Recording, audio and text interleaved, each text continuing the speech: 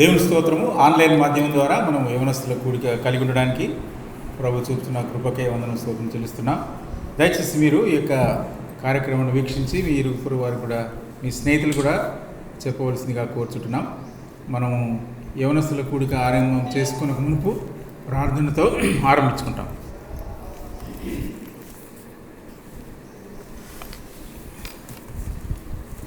నమ్మకమైన తండ్రి, కృపల దేవ, భూమిని ఆకాశం ఒక మాట చేత సృష్టించిన మా ప్రియ పరలోక తండ్రి, మీ ప్రియ కుమారుడు మా ప్రభు రక్షకున్నామన్న హృదయపూర్వకమైన స్తుతి స్తోత్రం కృతజ్ఞత ఆరాధన అర్పించుకుంటున్నాం. ప్రభా, మరి యవనస్తుల కూడిక ఈ రీతిగా గురువారం కలిగి ఉన్నటకు సాయంకాలంలో మీరు మాకు ఇచ్చినట్టు సమయాన్ని బట్టి వందన స్తోత్రం చెల్లిస్తున్నాం. మీ యొక్క అమూల్య రక్తం చేత మమ్మల్ని కడిగి శుద్ధీకరించి మీ బిడ్డలుగా మీరు స్వీకరించిన మీ ప్రేమ కొరకే వందన స్తోత్రం చెల్లిస్తున్నాం. అమూల్యమైనటువంటి మా యవన బిడ్డల కొరకు ప్రార్థిస్తున్నాం. పరిశుద్ధుడైన తండ్రి, వారి జీవితంలో మీరు చేస్తూ వస్తున్న మేలుపకాలను బట్టి స్తుతి స్తోత్రం చెల్లిస్తుంటున్నాం. పాడే పాటల్లో మీరే సాయం చేయండి. సరైన ఛాయలో పాడగలట కృప చూపించండి. యవనస్తును బలపరచవలసిందిగా కోరుచుంటున్నాం. వాక్యం ఇచ్చే దాసుని మీరు అభిషేకించవలసిందిగా కోరుచుంటున్నాం. ఈ రీతిగా ప్రభా, యవనస్తులు మీ యొక్క వాక్యం చేత నింపబడి పాటల చేత సంగీతం చేత మేము మహిమపరచినట్లుగా మీ వాక్యములో సెలవు ఇచ్చిన రీతిగా ప్రభా, ఆ దినము సమీపించే కొలది మీ హృదయంలో సంతోషంతో మరి పాటలు పాడుతూ ఒకరినొకరు హెచ్చరించు వెలవలని సెలవిచ్చిన మాటను జ్ఞాపకం చేసుకుంటున్నాం. మీరు సంఘంలో ఇచ్చినటువంటి ప్రభా యవనస్తుల కూడికను బట్టి వందనం చెల్లిస్తున్నాం. ప్రభా, మరి గిల్లాల్లోనూ బ్రాంచెస్లోనూ వీక్షించిన ప్రియులందరిని బట్టి వందనం చెల్లిస్తున్నాం. ప్రభా, విన్న ప్రతి హృదయంలో మీరు కార్యం చేయండి. ప్రతి యవన బిడ్డ మీ కొరకు అమూల్యమైనటువంటి బిడ్డగా, బలమైన పాత్రగా, పరిశుద్ధుడైన తండ్రి ఆయన యోసేపు వలె, దానియేలు వలె, యెహోషువ వలె పరిశుద్ధుడైన తండ్రి మీ చేతిలో వాడబడే పరికరములుగా ఉన్నట్టు మీరే కనికరించి సాయం చేయవలసిందిగా కోర్చు వందనము స్తుతి స్తోత్రం చెల్లిస్తున్నాం. ప్రపంచమంతటా కోవిడ్-19 ద్వారా బాధపడుతున్న బిడ్డలందరి కొరకు ప్రార్థిస్తున్నాం. మీరు ముట్టండి, సంపూర్ణ స్వస్థత ఇచ్చండి.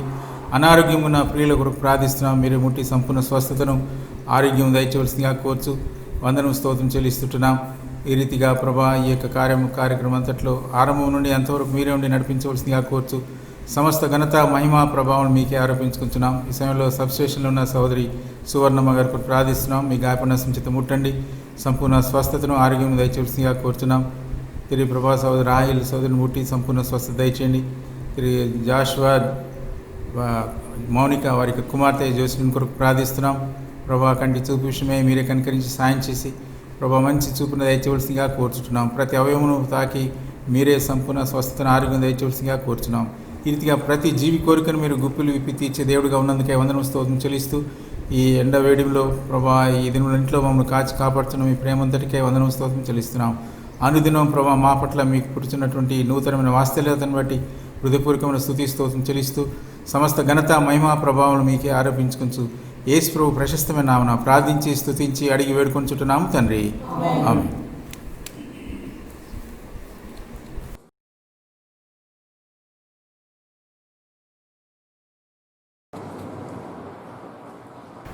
Song number 116, 116 from English song. English పాట పుస్తకంలో 116 పాట. Oh glory to God, he has lifted me up.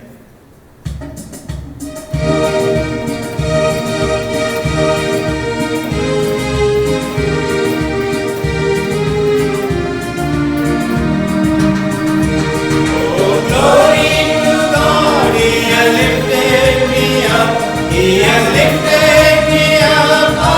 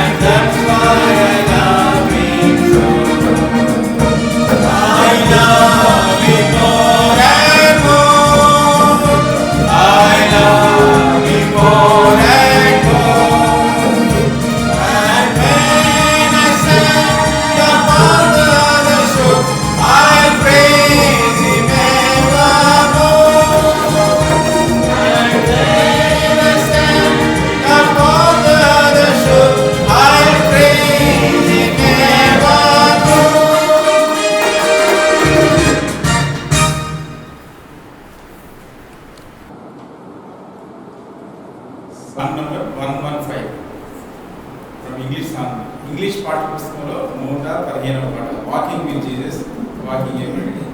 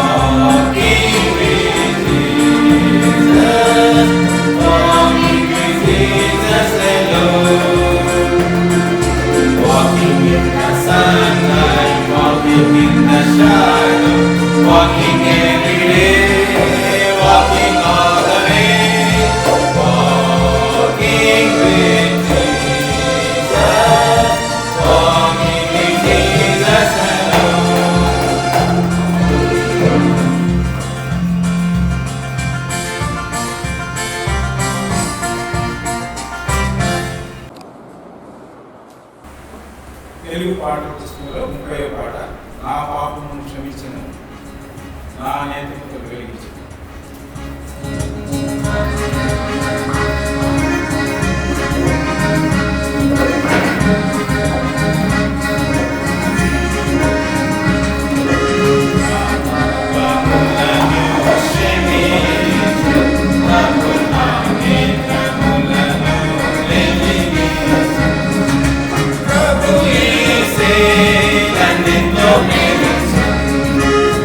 Radhamuno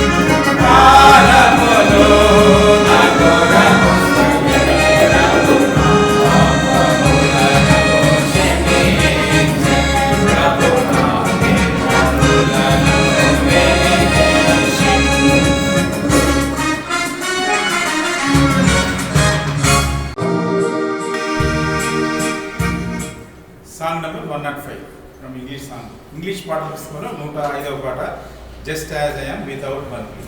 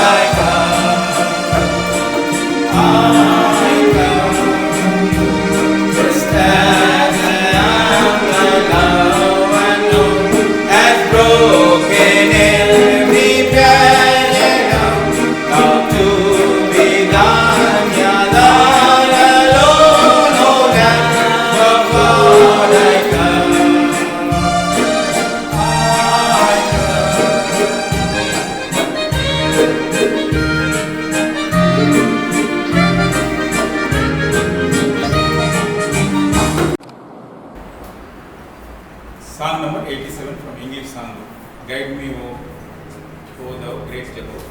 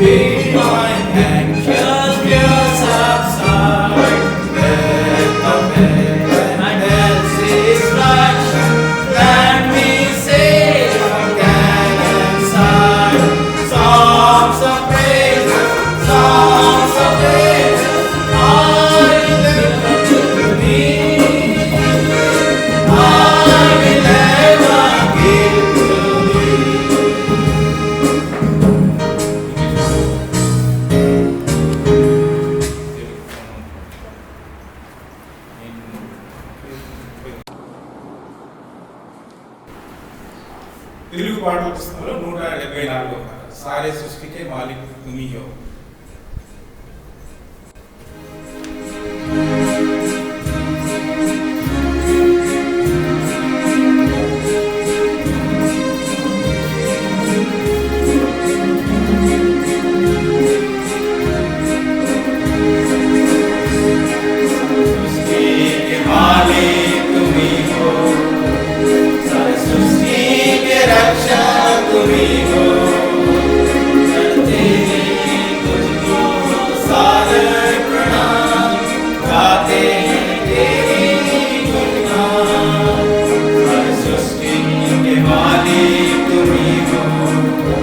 Srishti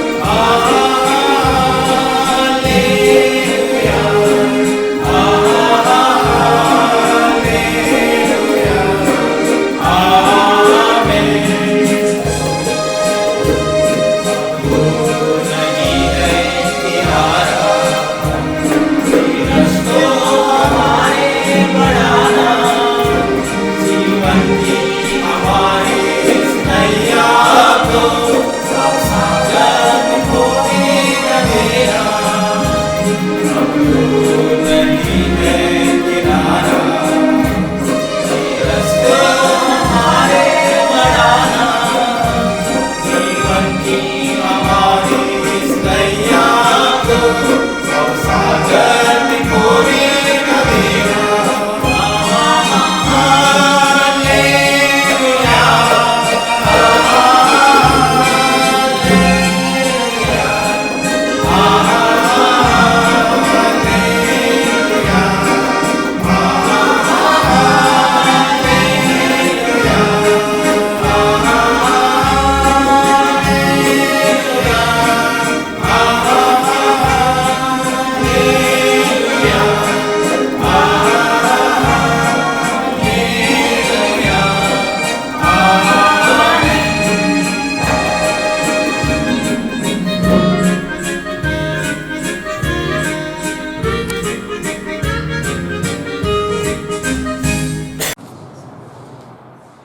పాట సంఖ్య 115 తెలుగు పాటల పుస్తకంలో పాట సంఖ్య 115. నేను నిన్ను ఎన్నడూ విడువను, నేను నిన్ను ఎన్నడూ ఎడబాయను.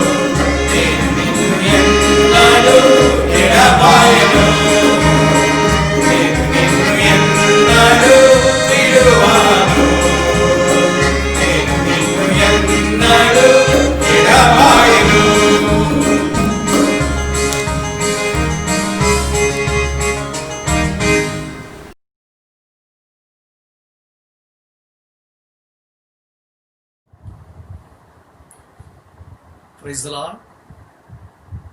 యేసుక్రీస్తు ప్రభు అమూల్యమైనటువంటి నామమున ఈ సాయంకాలము యవనస్తుల కూడిక నిమిత్తమై ప్రేమతో మిమ్మల్ని అందరినీ కూడా ఆహ్వానిస్తున్నాను. ఈ దినాల్లో లాక్డౌన్ కారణాన మనము ఇంటికే పరిమితమై ఈ విధంగా ఆన్లైన్ ద్వారా దీని యొక్క వాక్యం వినటానికి దేవుడు చేస్తున్న సహాయం అంతటిని బట్టి మనం ప్రభుకు వందనస్తులమై ఉన్నాం. ఈ వార పరిచయం అంతటిలో కూడా దేవుడి సహాయపడుతూ వచ్చినందుకై ప్రభుకు మనము వందనాలు చెల్లించాలి.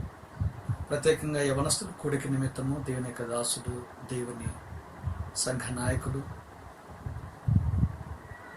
మన మీద వారికి ఉన్న పట్టింపు, ప్రేమ, బాధ్యతను బట్టి ఈ ఆన్లైన్ ద్వారా జరిగే ఈ పరిచయ కొరకు ఎంతో ప్రార్థనాపూర్వకంగా ఎంతో భారంతో మీ మధ్యకి తీసుకుని వచ్చిన ఈ పరిచయను దేవుడు దీవించలాగున మీరు కూడా వ్యక్తిగతంగా, కుటుంబంగా మీరు ప్రార్థించవలసిన వారై ఉన్నారు. ఈ దినం సాయంకాలం యవనస్తుల కూడికలో మరలా మీతో కలిసి రావటానికి దేవుడు అనుగ్రహించిన కృపను బట్టి ప్రభుకు నేను వందనస్తులను. చాలా సంవత్సరాల తర్వాత మీ మధ్యకి రాగలిగి ఇలాగున దీనికి వాక్య పరిచర్య ద్వారా మిమ్మల్ని కలుసుకోవటానికి దేవుడు చూపిన ఈ అనుకూలమైన సమయాన్ని బట్టి నేను వ్యక్తిగతంగా ప్రభును ఎంతగానో స్తుతిస్తూ ఉన్నాను. చూడండి దేవుని పిల్లారా, ముఖ్యంగా యవనస్తులైన సహోదరి సహోదరులకి యవనస్తుల కూడికలోనికి మనం వెళ్ళటానికి మునుపు కొన్ని దయచేసి మరి ప్రకటనలు మీరు గమనించాలని మనవి చేస్తూ ఉన్నాను. ఆన్లైన్ ద్వారా దీని యొక్క వాక్యం అది యూట్యూబ్ ద్వారా కావచ్చు, మొబైల్ ద్వారా కావచ్చు, ఫేస్బుక్ ద్వారా కావచ్చు, లేదా ల్యాప్టాప్ ద్వారా కావచ్చు, టీవీల ద్వారా ముందు కూర్చొని దీని యొక్క వాక్యాన్ని వింటున్న మీకు అందరికీ ఒక ప్రకటన లేదా మనవి ఏంటంటే, దీని యొక్క వాక్యము చెప్పేటప్పుడు దీని యొక్క వాక్యము బైబిల్ను మీ చేతిలో కలిగి ఉండటానికి మీరు ప్రయత్నం చేయండి. శక్యమైతే దీని యొక్క వాక్యాన్ని శ్రద్ధగా వినటానికి మాత్రమే కాక వ్రాసుకునటానికి కూడా శ్రద్ధ నిలపాలని ప్రేమతో మనం చేస్తూ ఉన్నాం. ఈ విధంగా దీని యొక్క వాక్యంను మనము చదవడము, వినడము మరియు రాసుకోవడం ద్వారా దేవుడు మన హృదయాలకు మరి ఎక్కువైన పరిమాణంలో పరిశుద్ధాత్మ దేవుని ద్వారా దేవుడు మనకు పరిచర్య చేయగలరు. కనుక దేవుడు ఈ పరిచర్యను ఆశీర్వదించునుగాక. ఈ చిన్న ప్రకటన ద్వారా మీరందరూ కూడా దీని యొక్క వాక్యాన్ని వింటున్న మీరు శ్రద్ధగా దీని యొక్క వాక్యాన్ని ఆన్లైన్ ద్వారా వింటున్నప్పుడు దీని యొక్క వాక్యం మీ చేతుల్లో కలిగి ఉండి, శక్యత నోట్బుక్ను కూడా కలిగి ఉండి రాసుకుంటూ వాక్యం వినాలని ప్రేమతో మనం చేస్తూ ఉన్నాం. కనుక ఈ సాయంకాలము మరొకసారి ఈ కూడిక ఆరంభించడానికి మునుపు దీని యొక్క వాక్యంలో నుండి ఒక వాక్య భాగాన్ని ప్రార్థనాపూర్వకంగా బిగ్గరగా స్పష్టంగా చదువుదాం. యోహాను సువార్త 15వ అధ్యాయము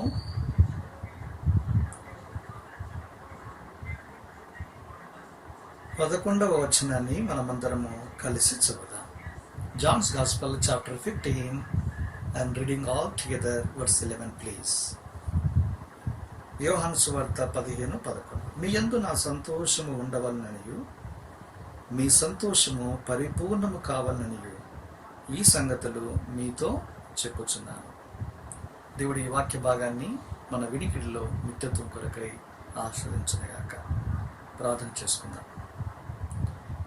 ప్రేమగల మా తండ్రి, పరిశుద్ధుడైన మా దేవ, ఈ సాయంకాలము యవనస్తులముగా, సహోదరి సహోదరులముగా నీ వాక్యము చుట్టూ చేరి రావడానికి మాకు ఇచ్చిన ఈ సదవకాశాన్ని బట్టి, మంచి సమయాన్ని బట్టి మీకు స్తోత్రములు చెల్లిస్తూ ఉన్నాం. ఏదైనా మమ్మల్ని మీరు సజీవ లెక్కలో చేర్చి సజీవ వాక్యము చుట్టూ చేరి రాగలిగిన గొప్ప ఆధిక్యతను మాకు దయచేసినందుకే స్తోత్రాలు. నీ గడప యుద్ధ కనిపెట్టుకుని, నీ ద్వార బంధముల యుద్ధ కాచుకొని, నీ ఉపదేశం వినువాడు ధన్యుడని సొలొమోను సామెతలు రాసిన మాట కొరకే స్తోత్రాలు. నిజంగా నీ ఉపదేశమును వినేవారందరూ కూడా ధన్యుడు. అందును బట్టి మీకు వందనాలు చెల్లిస్తూ ఉన్నాను. మమ్మల్ని మీరు ప్రేమించారు దేవా. మా పాపముల ప్రాయశ్చిత్తార్థమైన బలిగా మా ప్రభుని లోకానికి పంపి మా ఎల్ల మీకున్న పరిపూర్ణమైన మీ ప్రేమను మా పక్షంగా రుజువుపరుచున్నందుకై వందనాలు చెల్లిస్తూ ఉన్నా. మా ప్రభు శిలవను, శిలవ ప్రేమను, శిలవ త్యాగాన్ని మరలా జ్ఞాపకం చేసుకుని పూజిస్తూ ఉన్నాం. శిలవ ద్వారా మాకు ఇచ్చిన గొప్ప విడుదలను బట్టి మీకు స్తోత్రములు.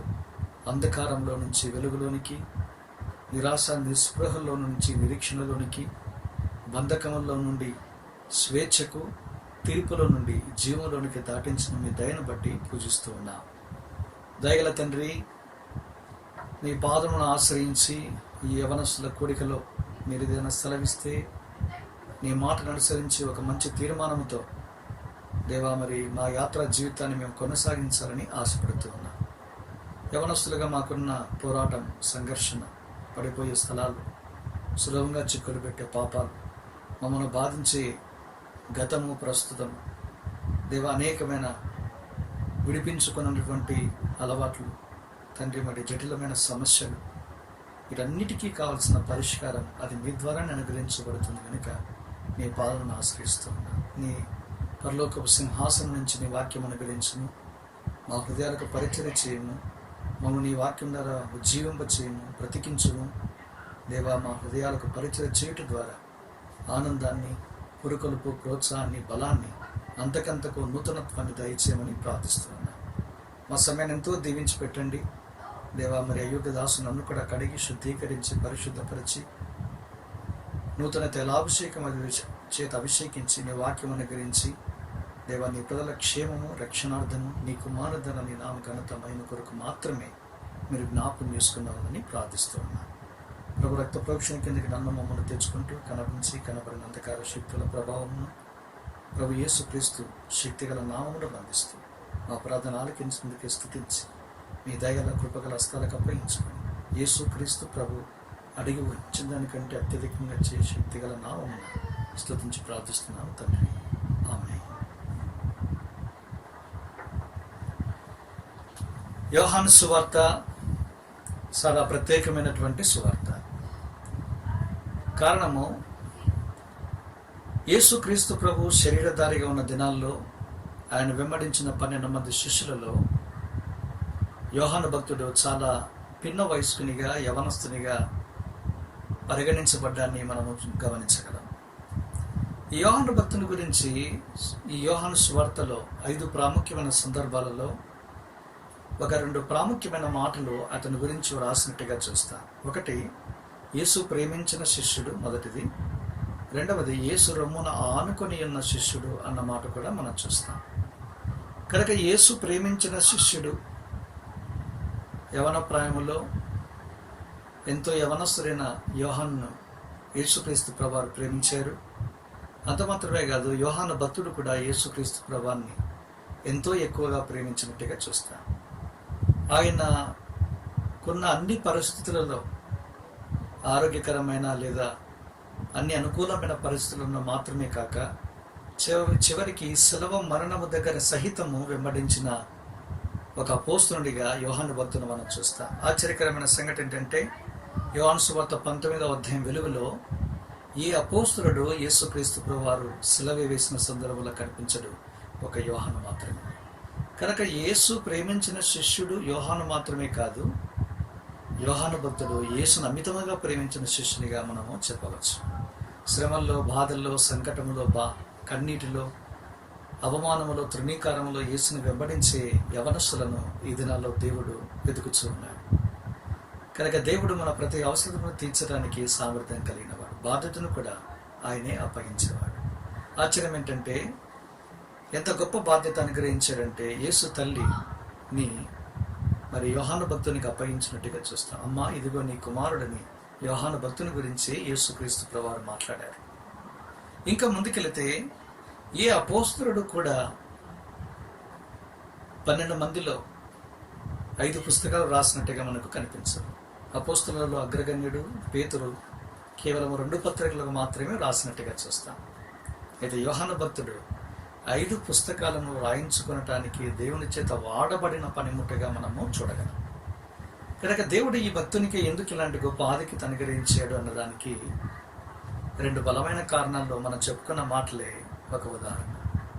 యేసుని ఈ దినాల్లో కూడా అన్ని పరిస్థితుల్లో సైతము వెంబడించుట, అనుదినము శిలువనెత్తుకొని ఉపేక్షించుకొని దేవుని వెంబడించే వారికి తను గురించిన ఎరుకను దేవుడు అధికంగా అనుగ్రహించడానికి ఇష్టపడతాడు.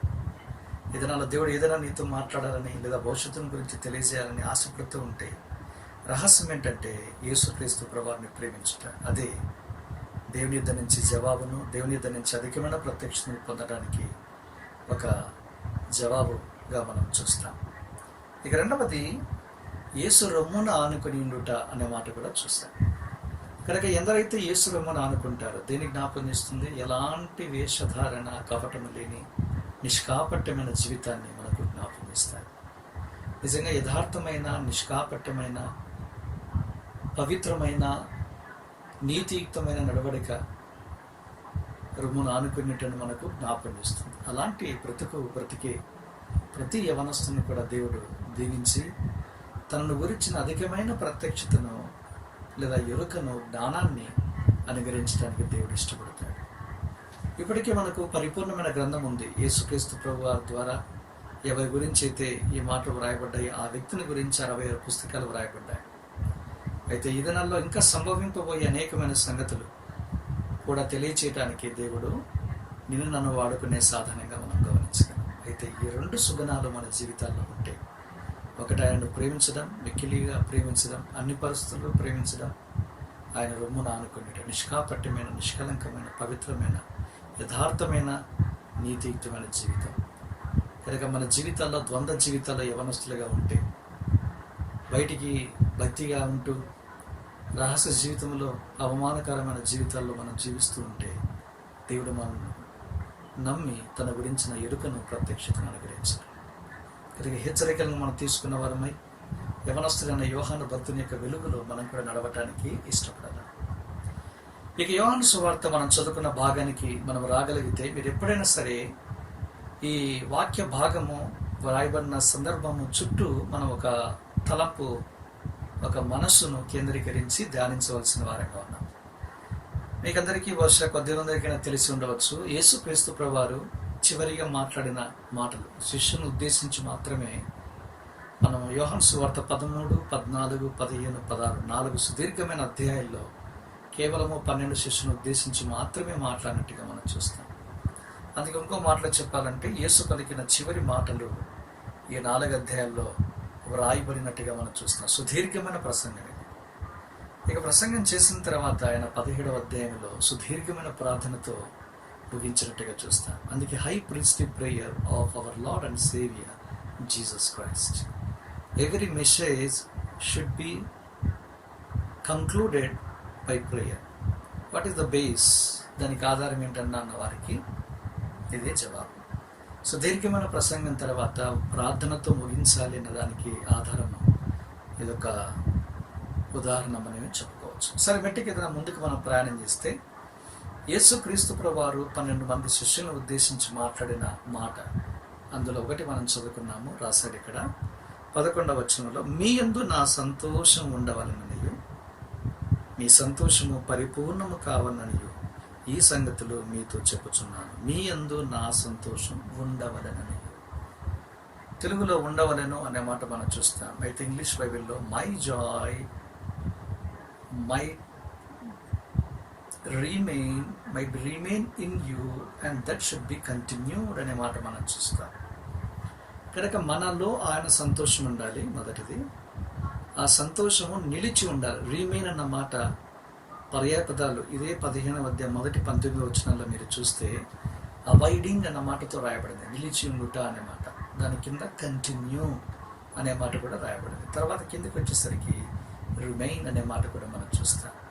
మీరు నెమ్మదిగా క్రమంగా చదివితే, వాక్యం అయిపోయిన తర్వాత 15వ అధ్యాయం మొదటి నుంచి 19 వచనాలు చదివితే 11 పర్యాయములు 11 సార్లు అబైడింగ్, కంటిన్యూ, రిమైన్, నిలిచి ఉండుట అనే పదాలు మనకు కనిపిస్తాయి. కనుక దేవుడు మనలో తన సంతోషాన్ని ఉంచాలని కోరుతూ ఉన్నాడు. మొదటిది point number 1, we should or we must receive his joy. Point number 1. Point number 2, that joy should be remain or continue or abide forever. ఆ సంతోషం మనది నిలిచి ఉండాలి, కొనసాగాలి అని చెప్పబడుతోంది. పాయింట్ నెంబర్ 2 అది. Point number 3, the joy might be full. ఆ సంతోషము పరిపూర్ణం కావాలి. సంతోషము పరిపూర్ణం కావాలి అంటే మొదట సంతోషం నిలిచి ఉండాలి మన హృదయాల్లో. ఆ సంతోషం నిలిచి ఉండాలంటే సంతోషము లేని హృదయములోనికి సంతోషం రావాలి. కనుక the source of joy is God himself. ఆనందానికి మూలము సాక్షాత్తు దేవుడే. కనుక ఆనందము దేవుడి ద్వారానే అనుగ్రహించబడతాయి. కనుక దేవుడు నీకు నాకు ఆనందాన్ని అనుగ్రహించేవాడు. అందుకే ప్రసంగి 2:26 ఒక మాట ఉంటారు, దేవుడు తన దృష్టికి మంచివారిగా నుండి వారికి ఆనందమును అనుగ్రహించును. ఇంకా 2 సంగతులు కూడా ఉన్నాయి, ఆనందమును అనుగ్రహించును. The source of joy is God himself. కనుక దేవుడే నీకు నాకు ఆనందాన్ని అనుగ్రహించే వ్యక్తిగా మనం చూస్తాం. కనుక దేవుడే నీకు నాకు ఆనందాన్ని అనుగ్రహించడానికి తాను ముందడుగు వేయడాన్ని మనం చూస్తాం. కనుక నీవు నేను ఆనందం కొరకు అనేక సార్లు ప్రయాసపడే వారంగా చూస్తాం. చూడండి, మనము ప్రసంగి గ్రంథము 11:9 చూస్తాం, ఓ యవనుడా నీ యవనమును బట్టి సంతోషించు, నీ హృదయ ఆలోచన చొప్పున సంతోషించు అంటాడు. నీ కనుదృష్టి యొక్క ఇష్టము చొప్పున సంతోషించు లేదా ఆనందించు అంటాడు. కనుక యవన ప్రాయములో నీవు నేను దేవుడు ఆనందించాలని కోరుతున్నాను. That should be legitimate Joy. అది న్యాయబద్ధమైన సంతోషంగా ఉండాలి. దురదృష్టం ఏంటంటే పాపములు ఆనందించడానికి చాలామంది ఊరడాన్ని మనం చూస్తాం. లోకంలో పాపం ఉంది, పాపం నీకు నాకు ఆనందిస్తాం. హెబ్రీ పత్రిక 11:24-25 వచనాల్లో మనం చూస్తాము, అల్పకాల పాప భోగము అనే మాట చూస్తాం. Pleasures of sin for a season. ఇది మోషన్ ఉద్దేశించి రాయబడిన మాట. అందుకే అన్నాడు కదా, choosing rather to enjoy the pleasures of Egypt but suffering with the people of God. కనుక నిజంగా ఆయన ఎన్నిక చేసుకునే విధానంలో మనం చూస్తే ఐగుప్తు భోగాలను అనుభవించడానికంటే, ఐగుప్తు యొక్క అల్పకాల పాప భోగం అనుభవించడం కంటే దేవుని ప్రజలతో శ్రమ అనుభవించడానికి మోషే ఇష్టపడ్డాడు. కనుక నీవు నేను దేవుని ప్రజలంగా న్యాయబద్ధంగా దేవునిలో ఆనందించడానికి దేవుడే సకల విధములైన ఏర్పాట్లు చేయడం విశేషం. కనుక దేవుడు నీకు నాకు ఆనందాన్ని అనుగ్రహిస్తాడు. అయితే లోక సంబంధమైన పాప సంబంధమైన ఆనందం కాదు. తెలుగులో చూడండి, అల్పకాల పాప భోగం, pleasures of sin for a season. కనుక భోగము తెలుగు తర్జుమా, అయితే ఇంగ్లీష్లో ప్లెజర్ ఆనందము లేదా సంతోషం. పాపములో ఆనందము సంతోషం ఉంది. మీరు గమనించాలి, టెన్యూర్ కాల పరిమితి ఉంది అక్కడ, అల్పకాలమే. లోకం ఇచ్చే ఆనందం అల్పకాలం మాత్రమే. అయితే దేవుడు ఇచ్చే ఆనందం ఎలా ఉంటుంది? యెహోవా విమోచించిన వారు పాటలు పాడుతూ తిరిగి సీయోనుకు వచ్చెదరు, దుఃఖము నిట్టూర్పున ఎగిరిపోవును, వారి తలల మీద నిత్యానందం ఉండదు. Eternal Joy. అల్పకాలం ఉండే ఆనందానికి, నిత్యము నిలిచిన ఆనందానికి ఎంత వ్యత్యాసం చూడండి. ఇది నీకు ఇచ్చినటువంటి ఆనందము నిలిచి ఉండడం మాత్రమే కాదు, అది పరిపూర్ణం అవ్వడం మాత్రమే కాదు, పరలోకము నిత్యత్వం వరకు కూడా తీసుకుని వెళ్ళే ఆనందంగా మనం చూస్తాం. కనుక ఇలాంటి ఆనందాన్ని దేవుడు నీకు నాకు ఇవ్వాలని కోరుచు ఉన్నాడు. భక్తిహీనతలో కూడా ఆనందం ఉంది. యోబు గ్రంథం 20:5 ఒక మాట రాయబడి ఉంటుంది, దుష్టులకు విజయం కొద్ది కాలం ఉండను రాస్తాడు, భక్తిహీనులకు కలుగు సంతోషము ఒక నిమిషము మాత్రమే ఉండని మాట చూస్తాం.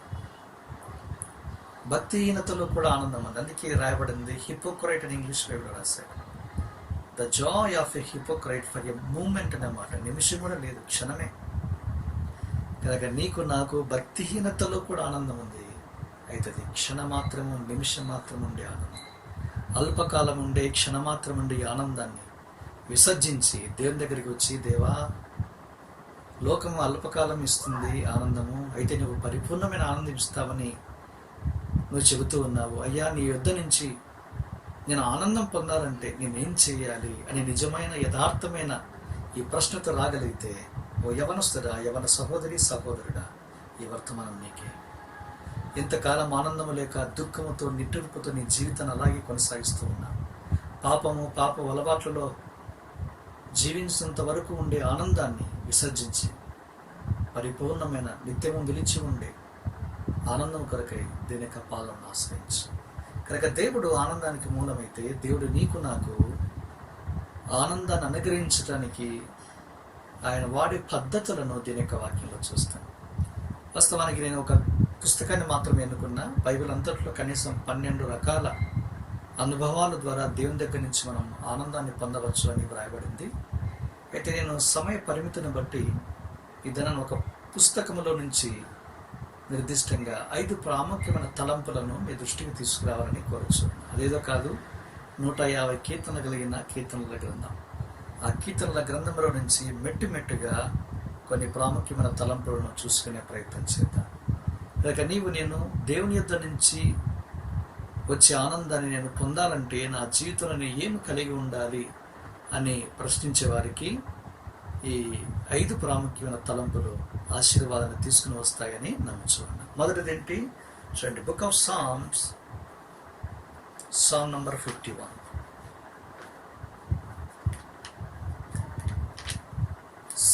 కీర్తనల గ్రంథము 51.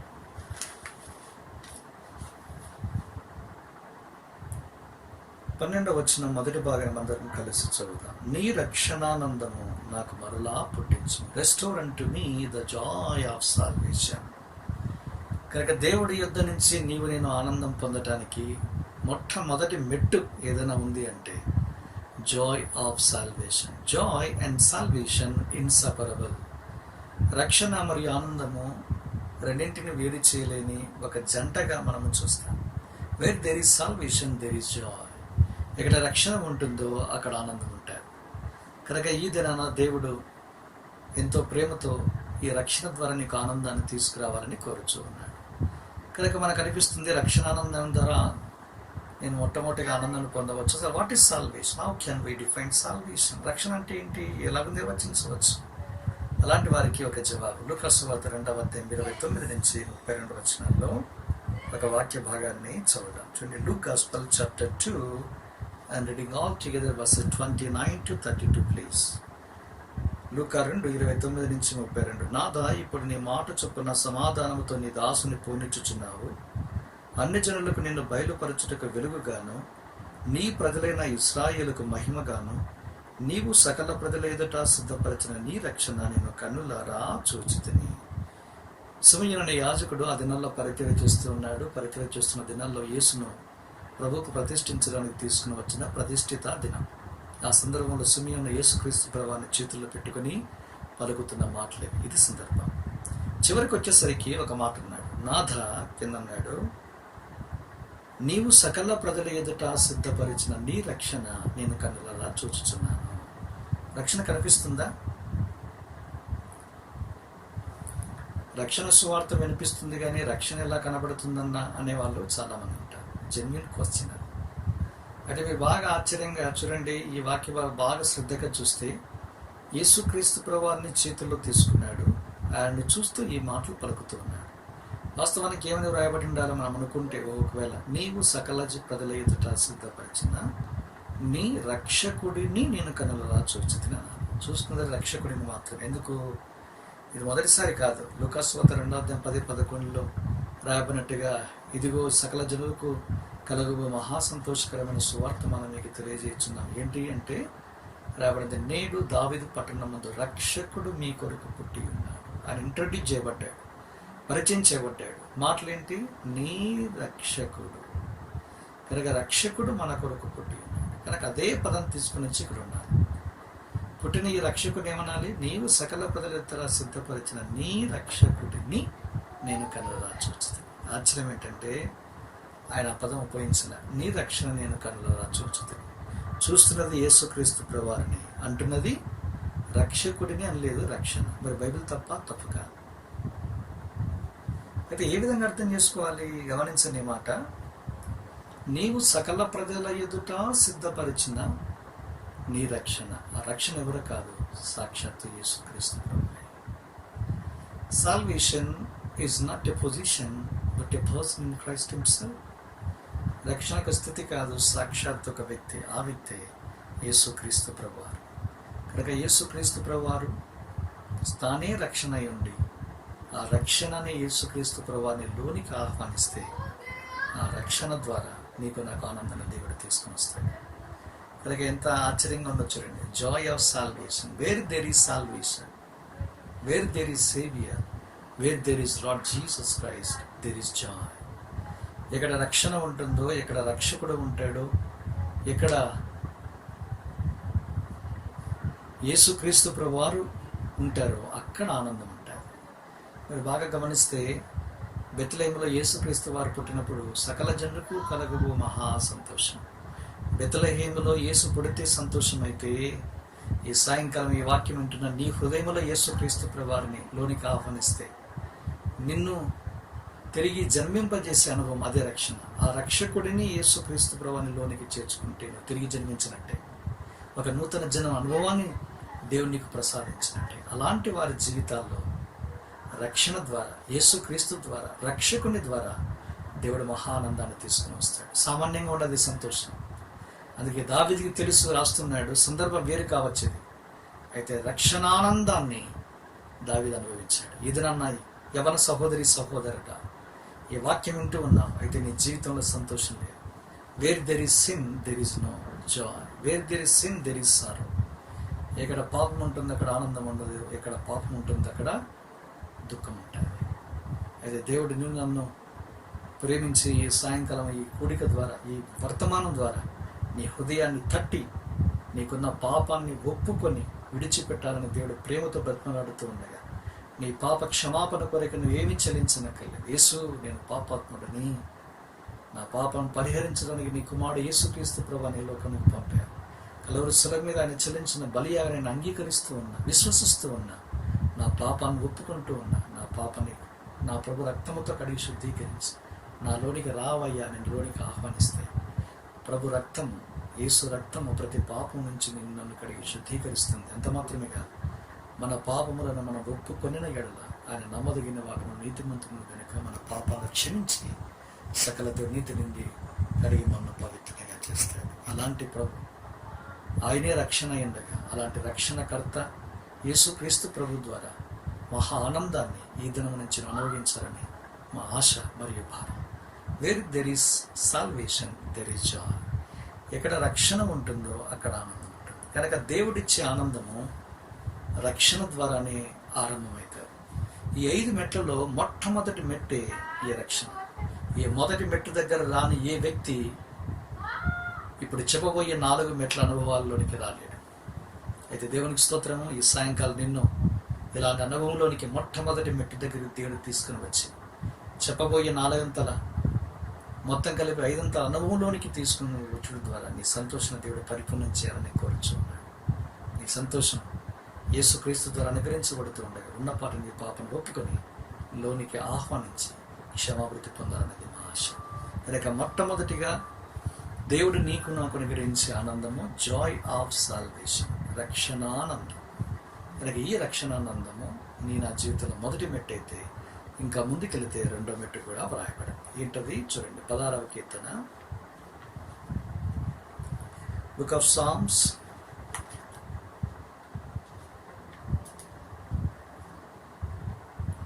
Psalm number 16, verses 8 and 9 please. సదాకాలము యెహోవా యందు నా గురి నిలుపుచున్నాను, ఆయన నా కుడి పార్శ్వమున ఉన్నాడు గనుక నేను కదల్చబడను. అందువలన నా హృదయం సంతోషించుచున్నది, నా ఆత్మ హర్షించుచున్నది, నా శరీరం కూడా సురక్షితముగా నివసించుచున్నది. 9 మీరు గమనించండి, నా హృదయం సంతోషించుచున్నది, నా ఆత్మ హర్షించుచున్నది. హర్షము అంటే సంతోషానికి మించింది. కనుక హృదయము సంతోషించి ఆత్మలో హర్షించాలి అంటే 2వ మెట్టు దగ్గరికి నేను రావాలి. ఏంటి ఆ మెట్టు? 9 నీకు నాకు అనుగ్రహించబడే ఆనందానికి ఎలాంటిదో రాశాడు. అయితే షరతు 8వ వచనంలో మనం చూస్తాం, సదాకాలము యెహోవా యందే నా గురి నిలుపుచున్నాను, ఆయన నా కుడి పార్శ్వమందు ఉన్నాడు గనుక నేను కదల్చబడను. అందువలన, ఎందువలన? సదాకాలము ఆయన మీదనే గురి నిలిపేవారు కుడి పార్శ్వమందుని యేసుక్రీస్తు ప్రభువుని కలిగి ఉన్న వారి జీవితాల్లో 2 సంగతులు జరుగుతాయి. మొదటిది 8వ వచనంలో రాశాడు, ఆయన నా కుడి పార్శ్వమందు ఉన్నాడు. మొదటిది, నేను ఎల్లప్పుడూ ఆయన మీదనే గురి నిలుపుచూ ఉన్నాను, అందుకే నేను కదల్చబడను. మొట్టమొదటి సంగతి అదే. ఎంతోమంది యవనస్తులు రక్షణ పొందిన తర్వాత కూడా స్థిరంగా లేక చాలాసార్లు కదల్చబడి పడిపోయే అనుభవాలను మనం చూస్తున్నాం. ఎంతోమంది యవనస్తులు మన ముందే రక్షణ పొందారని చెప్పుకున్న వారు, నీటి బాప్తిస్మంలో సాక్ష్యం పొందిన వారని చెప్పిన వారు అనేకులు కూడా చాలా వరకు తమ జీవితాలను మరి పాడు చేసుకున్న వారిగా, నష్టపరుచుకున్న వారిగా మన ముందే చాలామంది మనం చూస్తాం. బహుశా ఈ వాక్యం వింటున్న నీవు కూడా నీ జీవితం బహుశా స్థిరమైన క్రైస్తవ జీవితం జీవించక ఎన్నోసార్లు దేవా నేను తలంపుల్లో తప్పిపోతూ ఉన్నా, రహస్య జీవితంలో నేను తప్పిపోతూ ఉన్నా, అలవాట్లలో తప్పిపోతూ ఉన్నా, నేను ఎవరికి చెప్పుకొనటువంటి సంగతులు కొన్ని ఉన్నాయి, నేను అంతరంగంలో పడిపోయే సందర్భాలు ఉన్నాయి, నేను ఒంటరిగా కూర్చున్నప్పుడు నేను పడిపోయిన కొన్ని అనుభవాలు ఉన్నాయి అని చెప్పే వారికి ఇది వర్తమానం. నిన్ను ఆదరించి తిరిగి నిన్ను పడిపోయిన నిన్ను ఉద్ధరించి కదల్చబడని స్థిరమైన క్రైస్తవ జీవితానికి ముందుకు దేవుడు నీకు ఇవ్వటానికి నువ్వు చేయవలసిందల్లా 2 ప్రాముఖ్యమైన సంగతి. మొదటిది, సదాకాలము ఆయన మీదనే నా గురి నిలుపుచు ఉన్నా. ఇది కొత్త నిబంధన వెలుగులో మనము చెప్పాలి అంటే హెబ్రీ పత్రిక 12:3 లుకింగ్ అన్టు జీసస్. సదాకాలం ఆయన మీదనే గురి నిలబడడం అంటే యేసు వైపు చూడమని అర్థం. మీరు చూడాలి, గమనించే ఉంటారనుకుంటున్నాను. చూడండి, యేసు వైపు చూచి అనే మాట లేదు, చూచుచు ప్రజెంట్ కంటిన్యూస్ టెన్స్. అందుకే English Bible looking, not look unto me. యెషయా 45లో మనం చూస్తాం, భూదిగంతంలో నివాసులారా look unto me and be saved. Look unto me. It's one single look will change entire your life for salvation. అది రక్షణ కొరకైన ఒక మార్పు యేసు ప్రభు వైపు చూస్తే చాలు. ఇక రక్షించబడిన తర్వాత ఇక లుక్ లేదు, లుకింగ్ ప్రజెంట్ కంటిన్యూస్ టెన్స్. ఎంతవరకు? యేసు రెండవసారి వచ్చేంత వరకు నీవు నేను యేసు క్రీస్తు ప్రభు వారి మీదనే గురి నిలుపుతూ ఉంటే మనం పడిపో. ఒక పాపం చేస్తున్నాం అన్నప్పుడు యేసు క్రీస్తు ప్రభు వారి వైపు మనం చూస్తే మనం పాపం చేయం. రెండో మాట కూడా గమ్మత్తైన మాట రాశాం, చాలా ప్రాముఖ్యమైన మాట. ఆయన కుడి పార్శ్వం ముందు ఉన్నాడు గనుక నేను కదల్చదు. రెండవ రహస్యం రాశాడు. కదల్చబడకుండా ఉండడానికి రెండవ రహస్యం ఏంటంటే ఆయన కుడి పార్శ్వం ముందు ఉన్నాడు కనుక దేవుడు, మీరు గమనించాలి, ఏదైనా వాక్యం వింటున్నా నీ ఒక్కనే వినడం లేదు, నీ కుడి పార్శ్వం ముందు కూర్చున్న యేసుక్రీస్తు ప్రభువారు కూడా ఈ వాక్యాన్ని నువ్వు ఏం వీక్షిస్తున్నావో దాన్ని చూస్తూ ఉన్నాడు. ఇంకా ప్రాముఖ్యంగా చెప్పాలంటే నువ్వు మొబైల్లో ఏం చూస్తున్నావో నీ కుడి పార్శ్వం ఉన్న యేసుక్రీస్తు ప్రభువారు ఏం చూస్తున్నాడు అబ్జర్వ్, చాలా నిశ్చితంగా గమనిస్తూ ఉన్నాడు. పాపం చేస్తావా? నువ్వు ఏం చదువుతూ ఉన్నావో యేసుక్రీస్తు ప్రభు నీ కుడి పార్శ్వం ముందుకు నుండి వీక్షిస్తూ ఉన్నాడు. మొబైల్లో ఎవరు లేనప్పుడు నువ్వు ఏం చూస్తున్నావో యేసుక్రీస్తు ప్రభువారు చూస్తూ ఉన్నాడు. ఇంటర్నెట్ కేఫ్ను వెళ్ళినప్పుడు నువ్వు ఏం చూస్తున్నావో యేసుక్రీస్తు ప్రభు నీ కుడి పార్శ్వం ముందు నుండి చూస్తూ ఉన్నాడు. ఇంట్లో టీవీ ముందు కూర్చొని ఏం చూస్తున్నావు అనుకుంటున్నావు, ఒంటరిగా ఉండి నేను చూస్తున్నాను, అయితే నీ కుడి పార్శ్వం ముందు ఉన్న వ్యక్తి చూస్తూ ఉన్నాడు. ల్యాప్టాప్ ముందు కూర్చున్నా ఏం చూస్తున్నావు? యేసుక్రీస్తు ప్రభు నీ కుడి పార్శ్వం ముందు నుండి నిన్ను గమనిస్తూ నిశ్చితంగా పరిశీలిస్తూ ఉన్నాడు. జాగ్రత్త. కనుక నీవు నేను మన జ్ఞానానికి మించిన సంగతి ఏంటంటే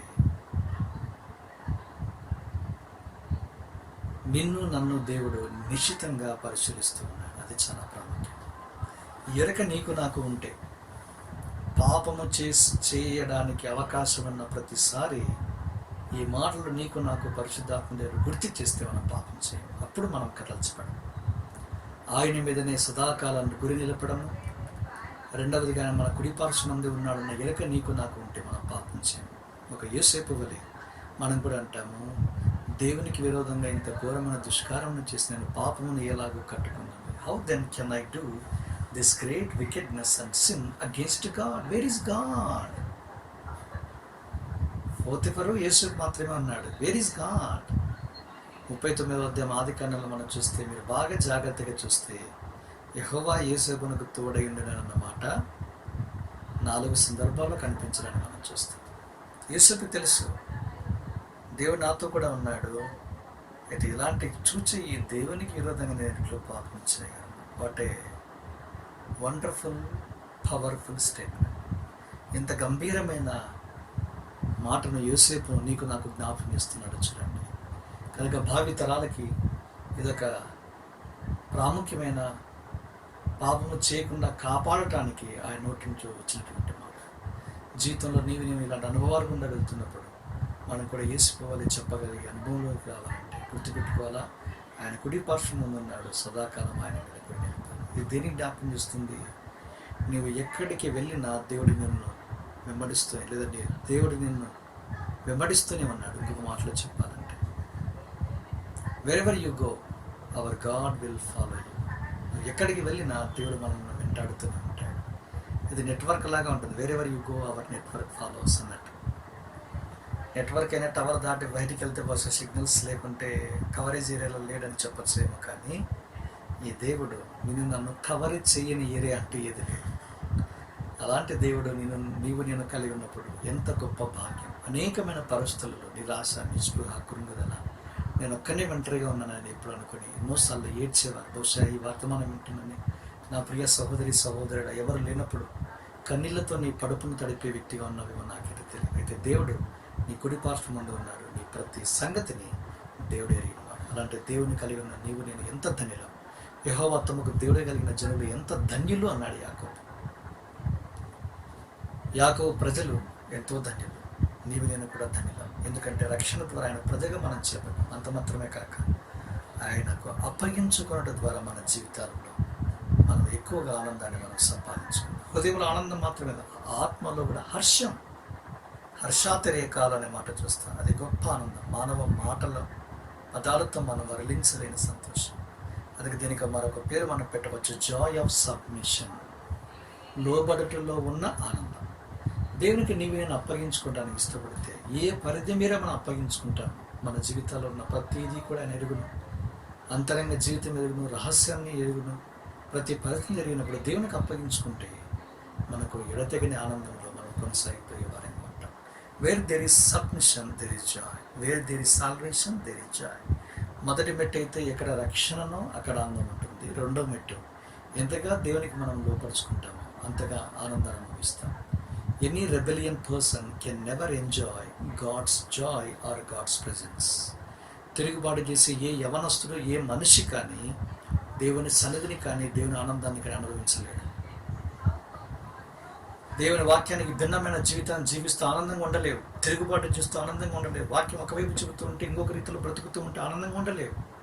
కనుక ఎక్కడైతే తిరుగుబాటు చేసావు, లోబడక అవిధేయత చూపించావు, ఒప్పుకో, విడిచిపెట్టు, నూతనంగా ప్రతిష్ఠించబడు, దేవుని అంగీకరించి నీ పాడైన స్థితి దేన్నైనా సరే ఉద్ధరించడానికి దేవుడు సామర్థ్యం కలిగిన వాడు. పడిపోయిన వారందరినీ కూడా ఉద్ధరించేవాడు. నీతిమంతులు పడిపోతే తిరిగి లేవడానికి సామర్థ్యం ఆయన ద్వారా అనుగ్రహించబడుతుంది. లెమ్మో తేజరిలో. కనుక కృంగిపోకు, నిరాశపడుకు. నీ పాపని నిజాయితీగా ప్రభు దగ్గరికి తీసుకురా, క్షమించి నిన్ను ఇక ఎన్నడూ నీ పాపాన్ని జ్ఞాపకం చేసుకుని ఈ ప్రభుని నేను నూతనంగా ప్రతిష్ఠించి నీకు ఆనందాన్ని, హర్షాన్ని నీకు ఇవ్వాలని కోరుతూ ఉండగా తీర్మానంతో సాగిపో. దేవుడు నిన్ను, నీ తీర్మానాన్ని ఆశీర్వదించినగాక. ప్రియమైన యవనస్తులారా, రెండు సంగతులు చూశాను. దేవుడు నీకు నాకు అనుగ్రహించే ఆనందం. మొదటిది రక్షణ ద్వారా కలిగే ఆనందం. రెండవది మనం ఎంతగా లోబడతామో అంతగా మనం పొందే ఆనందం. The joy of salvation. రెండు, ద జాయ్ ఆఫ్ సబ్మిషన్. ఇది రెండో మెట్టు. ఇక మూడో మెట్టుకు వెళ్ళే ప్రయత్నం చేద్దాం. చూడండి, 45వ కీర్తన 7వ వచనం. Book of Psalms, Psalm number 45 and reading all together verse 7 please. Psalm 45 and verse 7. కీర్తన 45 7వ వచనం. నీవు నీతిని ప్రేమించి భక్తిహీనతను ద్వేషించుచున్నావు, కావున దేవుడు నీ దేవుడే చలికాండ్ర కంటే హెచ్చుకున్నట్లుగా నిన్ను ఆనంద తైలముతో అభిషేకించి ఉన్నాడు. Thy God hath anointed thee with the oil of gladness above all thy fellows. And into English, Thy God hath anointed thee with the oil of gladness.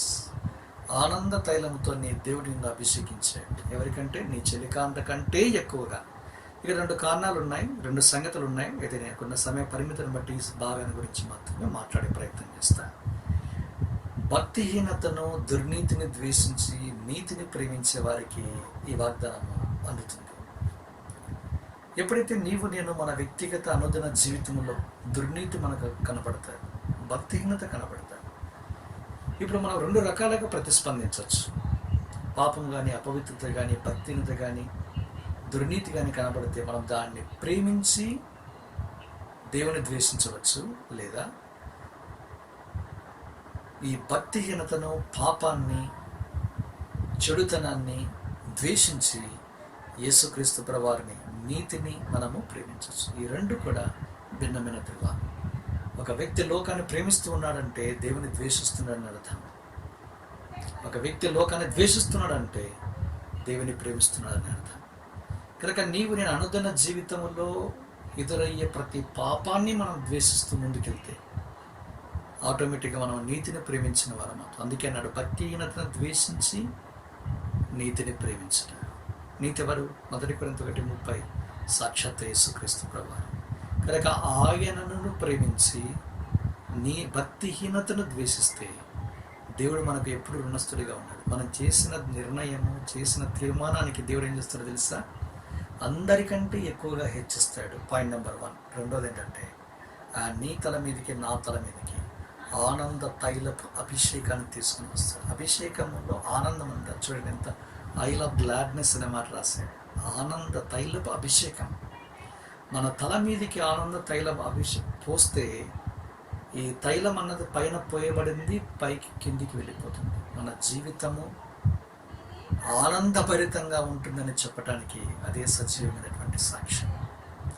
ఎప్పటికీ కూడా కష్టాల్లో, బాధల్లో, కన్నీరులో, వ్యతిరేకతలో, అవమానాల్లో, నిందల్లో, దరిద్రతలో, పేదరికంలో, అన్నిటిలో కూడా అపజయములో అనుకున్నవి మనము, ఆశించినవి మనం దొరికినప్పుడు, సంభవించినప్పుడు, అనుకున్నది ఒకటి అయ్యిందొకటిని నిరాశలో ఉన్నప్పుడు దేవుడు నీ మీద, నా మీద ఎప్పటికీ కూడా ఆనంద తల అభిషేకం అలాగే ఉంచాలంటే చేయాల్సిందల్లా ఒకటే, హేట్ ఈవిల్, లవ్ రైచియస్నెస్. అపవిత్రతను, పాపాన్ని ద్వేషించు, ప్రభువును ప్రేమించు. నిజంగా ప్రభువును ప్రేమించే యవనస్తులను ఈ దినాల్లో దేవుడు వెతుకుతూ ఉన్నాడు. ఎంతమంది మీ అనుదిన జీవితంలో నిర్ణయాలు చేసే సమయంలో ఎలాంటి నిర్ణయాలు చేస్తూ ఉన్నారు? ఒక మోషే అన్నాడు, choosing rather to suffer affliction with the people of God than to enjoy the pleasures of sin for it season. కనుక he chose suffering with the people than to enjoy the pleasures. He made one decision in his life. తన జీవితంలో ఒక నిర్ణయం చేయవలసిన సమయం వచ్చింది. తను కోరుకున్న 2 సంగతులు ఉన్నాయి. ఒకవైపు ఆనందం ఉంది, ఐగుప్తు తెచ్చే సంతోషం ఉంది. ఒకవైపు దేవుని ప్రజలతో శ్రమ. ఆనందము, శ్రమ దేని కోరుకుంటాం? శ్రమను కోరుకోం, ఆనందాన్ని కోరుకుంటాం. మన జీవితంలో కూడా ఉంది. పాపం ఉంది ఒకవైపు పరిశుద్ధత ఉంది. దేనికి తీర్మానం చేస్తావు? పాపానికి కాదు, లేదని నువ్వు ఒప్పుకుంటే పరిశుద్ధతకే ఓటేస్తుంటే లెక్క. కనుక అనుదినము నిన్ను నీవు ఉపేక్షించుకోవడం అంటే అర్థం ఇదే. ఒక అపవిత్రమైన అలవాటు, ఒక అపవిత్రమైన కోరిక, ఒక అపవిత్రమైన సందర్భం ఏదైనా తారసపడితే I don't want to see. That decision will make a person of joy with fullness. పరిపూర్ణమైన ఆనందం కలిగిన వ్యక్తిగా దేవుడు మారుస్తాడు. ఎందుకు గొప్ప భాగ్యం. అందుకే ఇక్కడ మనము ఈ వాక్యం ద్వారా మనము ఒక కంక్లూజన్, ఒక ముగింపులో ఒక స్టేట్మెంట్ ఇవ్వాలంటే, ద జాయ్ ఆఫ్ సాంక్టిఫికేషన్, పరిశుద్ధమైన జీవితం కొరకైన ఆనందం. కనుక నీకు నాకు పరిశుద్ధత కొరకు నిర్ణయం చేస్తే దానికి పర్యవసానంగా, ప్రతిఫలంగా దేవుడు నీకు నాకు ఆనందం ఇస్తాడు. ఎంత గొప్ప భాగ్యం. అందుకే ఒకనొక భక్తుడు అన్నాడు, ప్రఖ్యాత Bible commentator, happiness is the by product of holiness అన్నాడు. Happiness is the by product of holiness. ఇంకో మాటలో చెప్పాలంటే, ఒకటి కొంటే ఒకటి ఉచితం. South India shopping mall Dilsukhnagar, మీ దగ్గర కూకట్పల్లి కదా, కూకట్పల్లి, హైదరాబాద్. కనుక నీవు నేను మన జీవితాల్లో పరిశుద్ధతను ప్రేమిస్తే దేవుడు ఆనందాన్ని ఉచితంగా, బహుమానంగా, ఈవిగా అనుగ్రహిస్తాడు. మనం ఏం చేస్తాం? పరిశుద్ధతను పక్కన పెడతాము, ఆనందం కొరకు వెంపర్లాడతాం. పర్యవసనం ఏంటి? పాపం వల్ల పర్యవసన దుఃఖం, పాపం వల్ల పర్యవసన మరణం, ఆనందం ఉండదు. కనుక ఈ వాక్యం వింటున్న నా ప్రియ సహోదరి సహోదరుడా, ఇంకా ఇంతకాలం నువ్వు పాపంలో అలాగే కొనసాగుతావు. పాపపు అలవాట్లను ద్వేషించక, పాపాన్ని ప్రేమిస్తూ దుఃఖభరితుడిగా చివరికి మరణాంధకారపు స్థితికి వెళ్తా. వద్దు. విశ్వాసన నిన్ను దేవుడు ప్రేమించి వెతికి రక్షించాడు. యేసుక్రీస్తు ప్రభువారిని ఈవిగా నీకు అనుగ్రహించాడు. నీకు ఆనందం ఇచ్చాడు. పాపాన్ని బట్టి పోగొట్టుకున్నావు. దేవుని యొక్క పాదం నుంచి మరలా ఈ సాయంకాలం రాగలిగితే దేవుని దర్శించే ఈ సమయం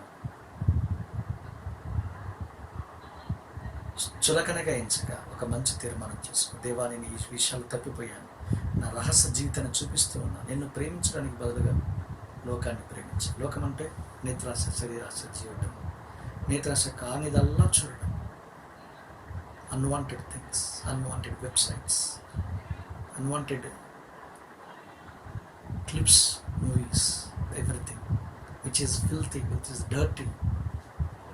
అలాంటి జీవితంలో ఉన్నాయి ప్రభా. ప్రభు పాదముల చెంతకు నువ్వు తీసుకుని వస్తే ప్రభు నిన్ను క్షమిస్తాడు. ప్రభు రక్తంతో కడిగి శుద్ధీకరిస్తాడు. నిన్ను నూతనంగా ప్రతిష్ఠించి ఆనందంతో మరలా రాజమార్గంలోనికి దేవుడు నిన్ను తీసుకుని వెళ్తాడు. ఆశ్చర్యపడ్డాడు. నీకు ఆనందం ఇవ్వడం మాత్రమే కాదు, నువ్వు అందరికంటే ఉన్నతంగా హెచ్చించబడతావు. కనుక exaltation, highway for exaltation, highway secret for exaltation is holiness. హెచ్చింపబడడానికి రహస్యం ఏదైనా ఉంది అంటే అది పరిశుద్ధత మాత్రమే. కనుక నీవు నేను పవిత్రమైన జీవితాలను దేవుని కొరకు కాపాడుకున్న వారమే, మమ్మల్ని మనమే సమర్పించుకున్న వారమే, అప్పగించుకున్న వారమే, పాపానికి కాదు లేదని చెప్పి ఒక మంచి తీర్మానంతో మనం ముందుకు సాగిపోవడానికి ప్రభువును మిక్కుటంగా ప్రేమించడం ద్వారా ఆనంద తైలము క్రింద ఈ యాత్రలో సాగిపోవడానికి దేవుడు నీకు నాకు సాయం చేయాలి. 3 సంగతులు మనం చూసాం. మొదటిది జాయ్ ఆఫ్ సాల్వేషన్, రక్షణానందం. 2 జాయ్ ఆఫ్ సబ్మిషన్, లోబడుటలో ఉన్న ఆనందం. 3 జాయ్ ఆఫ్ శాంక్టిఫికేషన్, పవిత్రమైన జీవితాలు జీవిస్తే దేవుడిచ్చే ఆనందం. 4వది ఏంటి చూడండి, 119వ కీర్తన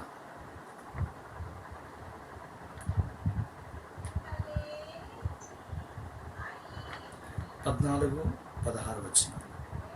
Psalm 119, reading all together verse 14 and 16 please.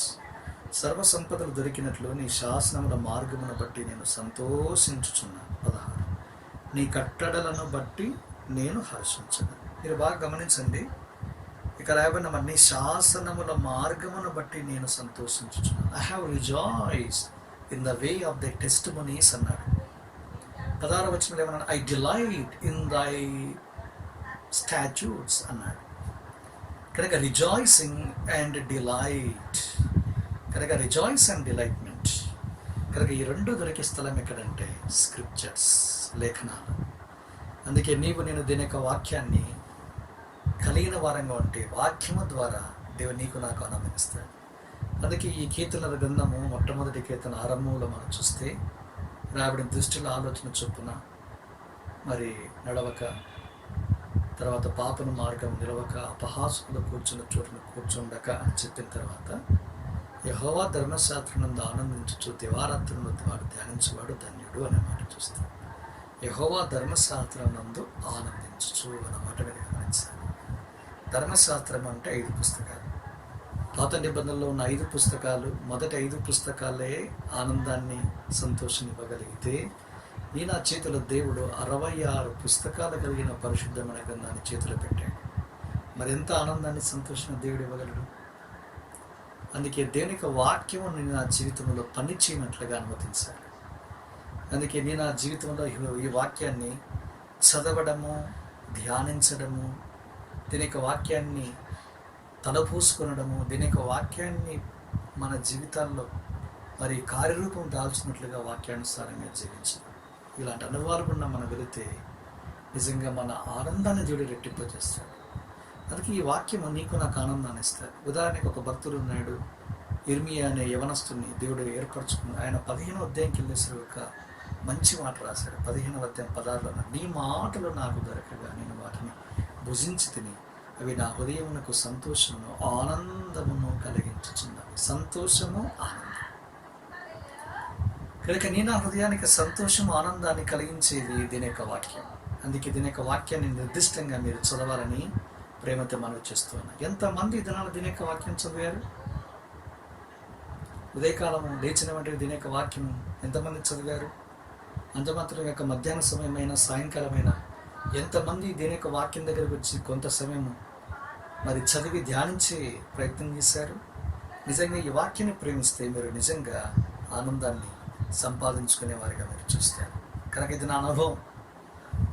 దాదాపుగా ఈ వారమే నేను ప్రభువును వ్యక్తిగతంగా స్వరక్షకునిగా అంగీకరించినటువంటి వారం ఇది. లేక దేవుడు ఎంత నమ్మదగిన వాడంటే మే మాసం 30వ తేదీ 1996వ సంవత్సరం నా జీవితంలో పెను మార్పును తీసుకుని వచ్చిన సంవత్సరం. ప్రభువును వ్యక్తిగతంగా ఆయననే రక్షణకర్తగా నాలోనికి ఆహ్వానించే ఆనందం అది మొదలుకొని ఇంతవరకు దేవుడు ఈ ఆనందాన్ని కొనసాగిస్తూనే ఉన్నాడు. గమ్మత్తైన విషయం ఏంటంటే నా జీవితంలో ఈ వాక్యమును ఎప్పుడైతే నేను ప్రేమించాను, ఈ వాక్యాన్ని చదవడం, ధ్యానించడం, ఈ వాక్యానికి లోబడము, నడుచుకోవడం ఎప్పుడైతే నేను చేస్తూ వచ్చాను, నా జీవితంలో ఆనందాన్ని దేవుడు అమితంగా అమితంగా అమితంగా పెంచుతూ వచ్చాడు. అందుకే ఈ 25 సంవత్సరాల నా రక్షణ అనుభవంలో నేను చెప్పగలను, ఈ వాక్యం అంటే ఆశ, ఆసక్తి, ఆనందం నేను ఎప్పుడు పోగొట్టుకోలేను. జీవితంలో అప్స్ అండ్ డౌన్స్ ఉన్నాయి, దేవునికి అపనమ్మకంగా జీవించిన సందర్భాలు ఉన్నాయి, వాటి విషయంలో చింతిస్తాయి అనేకసార్లు. అయితే వాక్యం దగ్గరికి వచ్చినప్పుడు నా జీవితాన్ని దేవుడు మార్చేశాడు. ఈ వాక్యాన్ని ప్రేమిస్తే అమితమైన ఆనందం ఇస్తాడు. అందుకే బిఎల్ మోడీ గారు తన ఈ పరిశుద్ధ గ్రంథంలో ఓపెన్ చేయడానికి మునుపు ఈ లెఫ్ట్ సైడ్లో ఒక మాట రాసుకున్నాడు. This Bible will keep me away from sin are sin will keep me away from the Bible. ఈ పరిశుద్ధ గ్రంథము పాపాన్ని దూరపరుస్తుంది. ఒకవేళ పాపాన్ని నేను లక్ష్య పెడితే పాపము ఈ వాక్యము దగ్గరికి రాకుండా నన్ను చేస్తుంది అని రాశాడు. ఎందుకు యవనస్తులు దీని యొక్క వాక్యం దగ్గర ఆనందించలేకపోతున్నారంటే వారి జీవితాల్లో అసోసియేషన్ వేరుగా ఉంటాయి.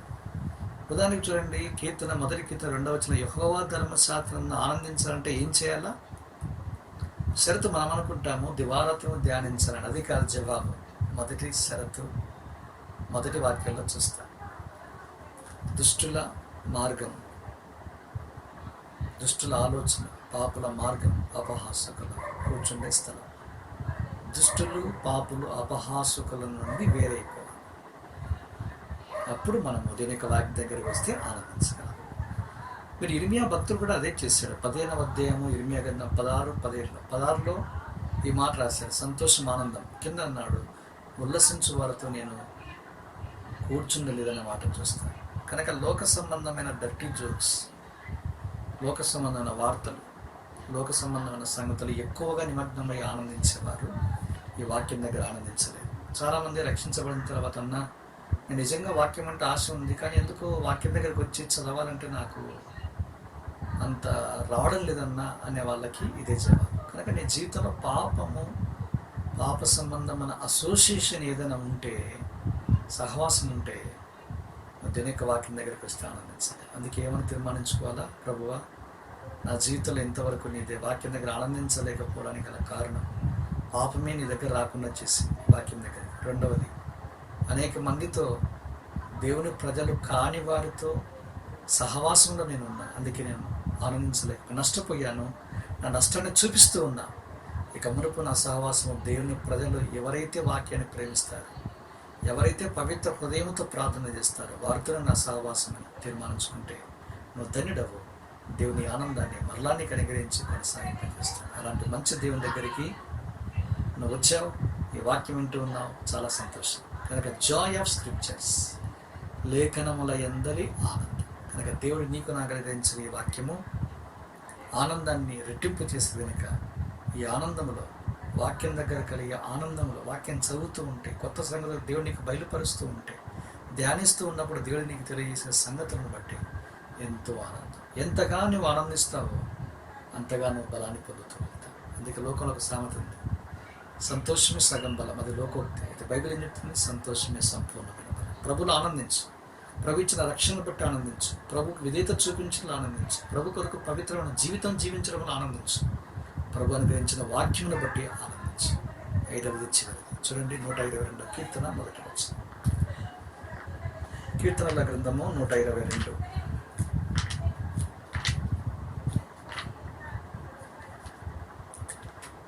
1వ వచనం.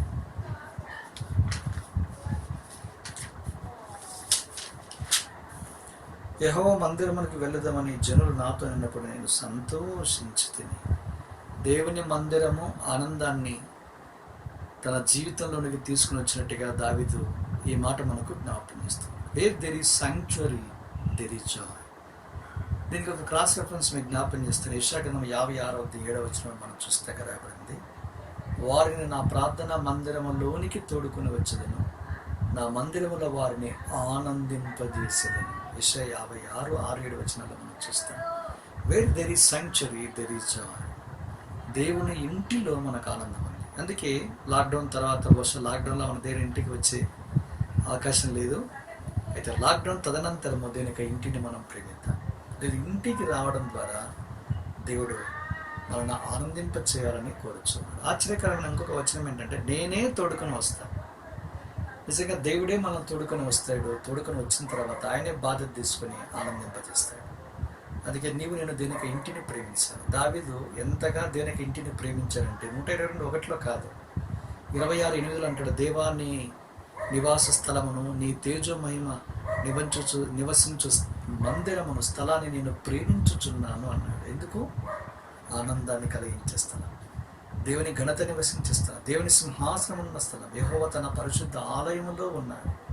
హబక్కూకులో ఈ మాట అంటాడు, సర్వలోకమైన సమయంలో మౌనంగా. దేవుని మందిరములో పరిశుద్ధాలయం, అది పరిశుద్ధుడు ఉన్నాడు. ఆయన కూర్చుంటే, ఆయన ఉన్నప్పుడు ఆయన ద్వారానే నీకు నాకు ఆనందం ఉంటాయి. Where there is sanctuary there is Joy. దేవుడు తన మందిరము ఎక్కడ ఉంచుతాడో అక్కడ ఆనందం ఉంటాడు. కనుక దేవుని మందిరాన్ని నిర్లక్ష్యం పెట్టి తప్పి తిరిగే వారికి ఈ లాక్డౌన్ ఒక మంచి పాట నేర్పించుంటుందని నేను నమ్ముతూ ఉన్నాను. ఈ లాక్డౌన్లో దేవుని వాక్యం చదవని వారికి ఒక అవకాశం, ప్రార్థన చెయ్యని వారికి అవకాశం, ధ్యానించకపోయిన వారికి అవకాశం, అంత మాత్రమే కాక సంగతులు తలపోసుకుని ఎక్కడెక్కడైతే సరిచేయబడాలో సరి చేసుకోవడానికి అవకాశం. దేవుని ఇంటిని మరిచిపోయి ఇష్టానుసారంగా బ్రతికి జీవించిన వారు, అనేకమైన కారణాలు బట్టి దేవుని ఇంటిని ఉన్న మనుషులను బట్టి పరిస్థితులను బట్టి అభ్యంతరపడి వెళ్ళిపోయిన వారికి హెచ్చరికతో కూడిన మాటలు ఇవి. దేవుని ఇంటికి తానే తోడుకొని వచ్చి నీకు ఆనందం ఇస్తాడు. మరి దేవునికి ఇంటిని ప్రేమించి రాకపోతే ఆనందం ఉండదు. ఆనందం లేకపోతే, ఆనందం బలాన్ని తీసుకుని వస్తే ఆనందమే లేకపోతే బలహీనులమైతే ఎంత నష్టం. ఎందుకు కోవిడ్ వస్తుంది, కరోనా వైరస్ ఎందుకు సోకుతుంది? కొందరికే సోకుతుంది, కొందరికి ఎందుకు సోకడంలా? రోగ నిరోధక శక్తి. ఒక ఆరోగ్యవంతుడికి ఉన్న రోగ నిరోధక శక్తిని బట్టి కరోనా 2 వ్యక్తుల మధ్య వెళ్తే అతనికంటే ఇతనికి తక్కువ అయితే అతనికి కరోనా అంటుకుంటాడు. ఒక వ్యక్తి బలహీనుడైతే అనేక రకాలైన పాపాలకి బానిసైతాడు. యవనస్తురాలా గుర్తుపెట్టుకో, నీ జీవితంలో ఆత్మీయంగా నువ్వు బలంలో ఉన్నంత వరకు నువ్వు సాతాన్ని జయిస్తూనే వెళ్తావు. నువ్వు ఎప్పుడైతే పాపాన్ని లోనికి ఆహ్వానిస్తావో బలహీనతను బట్టి అనేకమైన వచ్చి నన్ను ఆక్రమించి మరి ఎన్నడూ నువ్వు జయింపబడక ఓడిపోయే బ్రతుకులోనే తోసేస్తాడు. ఇది అపవాదిక తంత్రం, జాగ్రత్త. యవన సహోదరుడా, ఇంకా ఎంతకాలం ఓటమితోకున్న జీవితం జీవిస్తూ ఉంటే ప్రభు నిన్ను ప్రేమతో పిలుస్తూ తప్పిపోయిన బ్రతుకులో నీవు ఉంటే నేను తిరిగి సమకూర్చడానికి 2 చేతులు చాచి నీ కొరకు ఎదురు చూస్తూ ఉన్నాడు. ఆయన యుద్ధకు వచ్చేవారు నేను ఎంత మాత్రమో బయటకు త్రోసేవాడు. పడిపోయిన వాడిని ఉద్ధరించేవాడు, కురింగిన వాడిని లేవనెత్తేవాడు, బంధకాలను నిన్ను విడిపించి నీకు స్వేచ్ఛను స్వాతంత్రం ఇచ్చేవాడు, పోగొట్టుకున్న ఆనందాన్ని తిరిగి నీకు అనుగ్రహించి నిన్ను బలపరిచేది. ఏది ఎక్కడ నీ జీవితంలో ఏ పరిస్థితి, ఏ పాపము, ఏ ప్రభావము, ఏ పరిస్థితి నీకు ఆటంకంగా ఉంది, వాక్య వెలుగులోని జీవితాన్ని సరి చేసుకొని నూతనంగా ప్రభు ప్రతిష్ఠించుకొని సాగిపోయినట్లుగా దేవుడు నీకు కృప అనుగ్రహించి. ప్రియమైన యవన సహోదరుడా, ముగింపులో ప్రభువులో దేవుడు నన్ను ఆశీర్వదించి మనకు ఆనందం ఇవ్వాలని, ఆ సంతోషము ఆనందం అన్నది నిలిచి ఉండాలని, నిలిచి ఉన్నది పరిపూర్ణం కావాలన్నది దేనికి అభిలాష. యోహాను సువార్త 11:11 మీ యందు నా సంతోషం ఉండాలి. అయ్యా, నీ ద్వారా నాకు ఎలా సంతోషం వస్తుంది? మొదటి మెట్టు సాల్వేషన్, రక్షణ. 2వ మెట్టు సబ్మిషన్, లోబడితే ఆనందం. 3వది పరిశుద్ధత, సాంక్టిఫికేషన్. 4వది ఆయన వాక్యములు, స్క్రిప్చర్స్, లేఖనాల ద్వారా ఆనందం. 5వది చివరిది సాంక్చురీ, దేనిక నివాస స్థలము ద్వారా, డ్వెల్లింగ్ ప్లేస్ ఆఫ్ గాడ్, దేనిక నివాస స్థలము ద్వారా ఆనందం ఉంది. కనుక ఈ 5 అంతల మెట్లలో ఎక్కడున్నాం? కనుక ఈ 5 అంతల మెట్లలో మనం ముందుకు సాగాలన్నది, పైకి ఎక్కాలని, ఉన్నతమైన ఆత్మ సంబంధమైన స్థితికి దేవుడి నిన్ను తీసుకురావాలని దేనికి అభిష్టం, దేనిక కోరిక, దేనికి అభిలాష. నీ స్థితి ఏదైనా నిజాయితీగా ప్రభు పాదం చింత సాగిలపడి ఒక మంచి తీర్మానం చేయాలని ప్రేమతో మనవి చేస్తున్నాం. ఇంకా రక్షణ లేక దుఃఖభరితుడిగా అయినా ఉంటే నీ దుఃఖాన్ని ఆనందంగా మార్చగలిగిన వాడు యేసుక్రీస్తు ప్రభువారు మాత్రమే. నీ రక్షణార్థము కలవరస్తులపై 2020 సంవత్సరాల క్రితం తానే యజ్ఞ బలి పశువుగా నీ పాపానికి శిక్ష, నీ పాపానికి తీర్పును తాను అనుభవించాడు. తాను నీ పాప ప్రాయశ్చిత్తార్థము అమూల్యమైన రక్తాన్ని కార్చాడు. ఆ రక్తమును ఆశ్రయించు. యేసు, నేను పాపిని, నన్ను క్షమించి నీ కుమారునిగా కుమార్తెగా స్వీకరించు. సామాన్యమైన మాటలే నేను తన కుమారునిగా కుమార్తెగా చేసుకుని నీ పాపను యావత్తును తుడిచి శుద్ధీకరించి పరిశుద్ధపరిచి నేను ఒక నూతనమైన వ్యక్తిగా చేసి రక్షణ ఆనందము చేత ఇక్కడి నుంచి 500 ప్రాముఖ్యమైన మెట్లలోనికి తీసుకుని వెళ్ళడం ద్వారా నీ సంతోషాన్ని పరిపూర్ణం చేయాలని దేవుడు కోరుచు ఉన్నాడు. దేవుడు నిన్ను, నీ కుటుంబాన్ని ఆశ్రయించి దీవించగా ప్రార్థన చేసుకుంటాను. ప్రేమగల తండ్రి, మమ్మల్ని ప్రేమించి ఈ సాయంకాల యవనస్తుల కోరికలో మీరు ఇచ్చిన వాక్యాన్ని బట్టి స్తోత్రాలు. వాక్యం నీరు కట్టండి. ఏ అనుభవాల్లో, ఏ మెట్లలో మేము ఉన్నామో మేము పరీక్షించుకోవాలని కోరారు. దేవా, ఎవరైతే ఇంకా రక్షణ అనే మెట్టు దగ్గర రాలేని వారిగా ఉన్నారు, యవన హృదయాలను మీరు తెరవండి, లోనికి ఆహ్వానించే వారిగా చేయండి. వారి పాపాన్ని క్షమించి దేవా నూతన వ్యక్తులుగా వారిని మార్చి వారి హృదయంలోనికి అమితానందాన్ని మీరు కుమ్మరించమని ప్రార్థిస్తున్నాను. దేవా, మరి యవనస్తులుగా రక్షించబడ్డామని చెప్పుకున్న వారు ఈ అనుభవాల్లో తప్పిపోయిన వారిగా ఉన్నారు. తీర్మానించుకున్న యవన హృదయాలను మీరు బలపరచండి. వారి తీర్మానం మీద ఆమోదముద్ర వేయండి.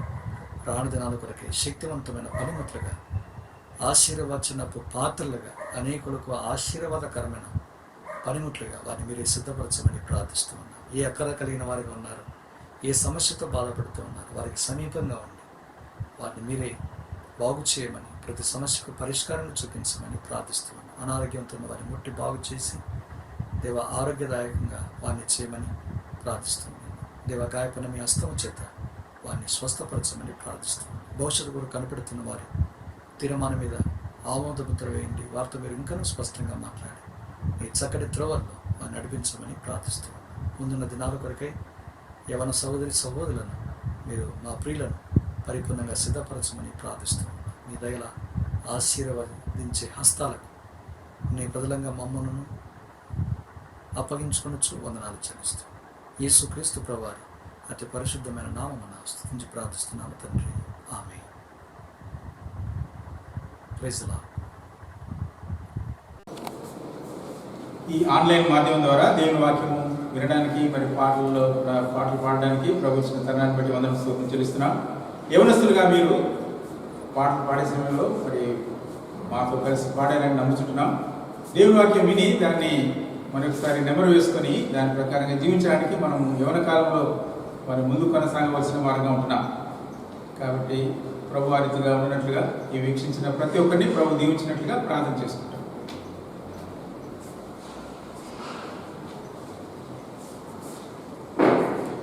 పరిశుద్ధులైన తండ్రి, కృపగల దేవ, భూమిని ఆకాశం కుమారుడి చేత సృష్టించిన మా ప్రియ పరలోక తండ్రి, మీ ప్రియ కుమారుడు మా ప్రభు రక్షకున్నాము హృదయపూర్వకమైన స్తుతి స్తోత్రం చెల్లిస్తున్నాం. అడిగి ఊహించడానికి అత్యధికంగా చేయ శక్తి గల దేవుడిగా ఉన్నారు కనుక మీకు వందనం చెల్లిస్తున్నాం. ప్రభా, మానవులుగా మేము ఈ లోకంలో ప్రభావ నశించి నరకమును వెళ్లకుండా మీ ప్రియ కుమారుని లోకమును పంపించి ఆయన నామమున విశ్వాసము ద్వారా ప్రభా మాకు పాప క్షమాపణ దయచేసి సంతోషము, సమాధానము, ఆనందము, విజయం దయచేసిన మీ ప్రేమంతటికి హృదయపూర్వకమైన స్తుతి స్తోత్రం చెల్లిస్తున్నాం. రక్షణ పొందిన మేము ప్రభా మీ మార్గంలో నడిచినట్లుగా, మీ కొరకు సాక్షులుగా జీవించినట్లుగా ప్రభా మరి ప్రార్థన విశ్వాసంలో ముందు కొనసాగుతూ కృప చూపించవలసిన కోరుచున్నాం. మా ప్రియమైన యవన బిడ్డలందరిని బట్టి మీకు వందనం స్తోత్రం చెల్లిస్తున్నాం. మీరు యొక్క అమూల్యమైన జీవితం మీరు కాపాడండి, భద్రపరచండి. శత్రువు యొక్క ప్రతి ప్రణాళికను తప్పించవలసిందిగా కోరుచున్నాం. ఈ రీతిగా ప్రభా వీక్షించిన ప్రతి హృదయంలో మీరు కార్యం చేయవలసిందిగా కోరుచున్నాం. కృంగిన వారిని మీరు లేవనెత్తారని, దుఃఖంలో ఉన్న వారిని ఓదార్చారని నమ్ముచూ వందనం స్తోత్రం చెల్లిస్తుంటున్నాం. ఈ సమయంలో ప్రభా మరి ఆయన వాక్యం ఇచ్చిన మీ దైవజనుని బట్టి వందనం స్తోత్రం చెల్లిస్తున్నాం. మరి దాసును దీవించండి, ఆశీర్వదించండి ప్రభా. మరి మీ యొక్క వాక్యం ఎక్కడెక్కడైతే విన్నారో వారి ఉదయంలో మీరు ప్రత్యేకమైన కార్యం చేయవలసిందిగా కోర్చు. యవనస్తులను ప్రభా మరి మీరు ఏర్పరచుకొని మీ మార్గంలో నడిచినట్లుగా కాపాడి భద్రపరిచే శక్తి గల దేవుడని నమ్ముచు వందనం స్తోత్రం చెల్లిస్తున్నాం. ఇంటిగా గిల్గాలు ప్రార్థనా మందిరాన్ని బట్టి ప్రభా మరి బ్రాంచెస్ అంతటిని బట్టి వందనం స్తోత్రం చెల్లిస్తున్నాం. ప్రభా ప్రతి వారి పట్ల మీరు చూపుతున్న కృప కనికరాన్ని బట్టి వందనం స్తోత్రం చెల్లిస్తుంటున్నాం. ఈ రీతిగా కనుపాప మమ్మల్ని కాపాడి భద్రపరచిన మీ ప్రేమకై వందనం స్తోత్రం చెల్లిస్తుంటున్నాం. పరిశుద్ధుడైన తండ్రి, అనారోగ్యంగా ఉన్న ప్రియులను జ్ఞాపకం చేసుకుంటున్నాం. మీరే కాపాడండి, భద్రపరచండి.